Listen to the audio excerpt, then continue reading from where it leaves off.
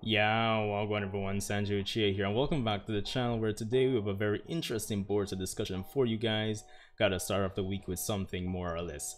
But before we get into it, as per usual, I'm gonna ask you guys to definitely hit that subscribe button and the notification bell. We're on our way to 1,000 subscribers, and hopefully the plan is to actually hit that goal before the end of 2020, provided we survive 2020. But yeah, I hope you guys are doing great, and let's dive into the discussion. So, Boruto Uzumaki and the coming time skip slash training arc.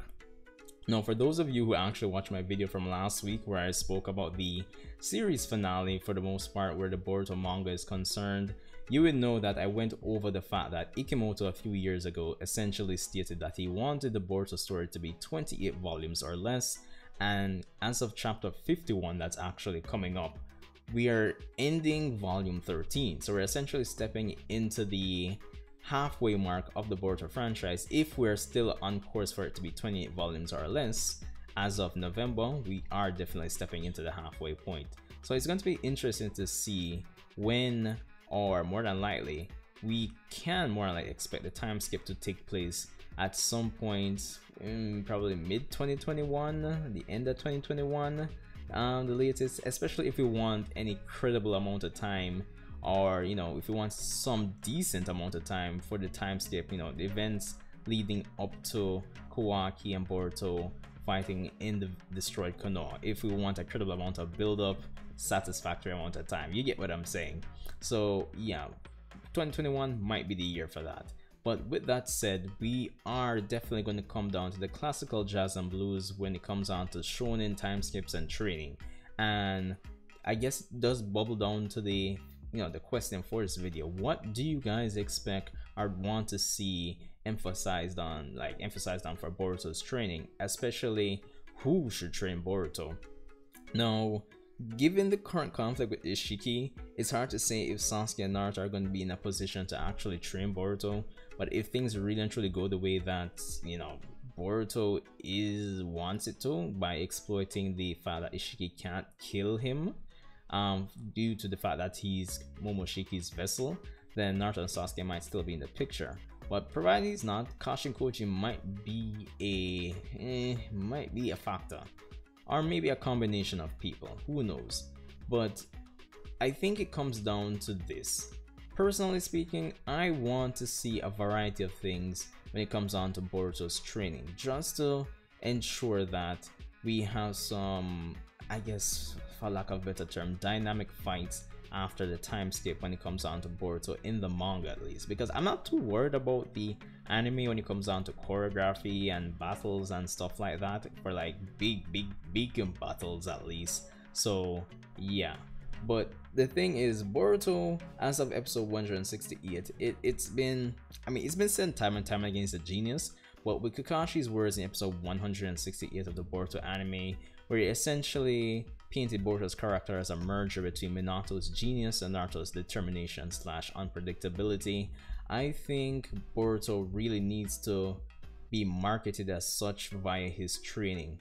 Now, of course, it also goes hand in hand with the fact that, or the question is, should Boruto by the end of things be stronger than Naruto and Sasuke, or be at least as strong as them, or should the focus be on the versatility and utility of like jutsus, different techniques, and just Boruto in combination with other characters taking down stronger characters? Similar to essentially what I'm saying, like if you're a Black Clover fan, and you know that in a lot of cases with Black Clover, there are a lot of team battles where each person on, like say, the Black Bull side, they have no business beating their opponent, but because of the nature of their techniques and the utility and the versatility and how they actually work together, they can beat opponents that they have no business beating individually, at least. So from that perspective, should we focus on that for Boruto as well, and even balance that out with the fact that he does have the karma at the end of the day, little stuff like that. But coming back to the training itself, we have a lot of things we can actually focus on. Of course, we have the Jogan, which I feel we definitely need to dabble into. I don't think he needs to necessarily master it over the course of the time skip, but of course, let's step into that a bit there can be room for, you know, room for growth once he comes back from training, so you know he can grow more, but definitely need to get into that. Of course, as I said, as we've all been hearing, he's a genius, so at least I think his base combat skills need to up. They need to go up to, like, say, the Jonin level, like mid Jonin level, I would say, by the time he comes back from the time skip, because right now he's like low tier to mid Chunin, so I think going up one full tier would be great as well. Definitely, again, making reference to episode 168, we have the fact that he has a much better grasp of like chakra forms and chakra transformation, nature transformation, compared to Naruto when Naruto was his age. So I think making use of that, I'm actually looking forward to seeing like some, well, him mastering the vanishing Rasengan. Like, you know, as Kakashi says, it's not really fully completed, so I'm looking forward to that. Maybe a water style Rasengan would be good as well. Of course, seeing how the dynamic with karma is going to go as well. And I think those four things are probably the key things that we need to focus on where Boruto's training is concerned. And I think, you know, focusing on these things kind of paints the way for, you know, establishing a solid middle ground between him being, you know, sufficiently powerful, but at the same time there's a degree of versatility in his moveset where you can derive some interesting battle choreography from at the same time. Because the thing is, I feel, despite the problems with the Boruto series, the whole use of technology and, you know, bringing back things down to these characters who aren't necessarily god level has given rise to the opportunity for them to really focus on the choreography and strategy that the Naruto franchise is known for at the end of the day. But at the same time, the characters are up against characters that are, like, you know, arguably stronger than Madara. Well, not even arguably, they are. And it kind of gives rise to the fact that they need to power up fast, but you still need to balance that with you know, what the series is known for, the charm. Don't just throw it away.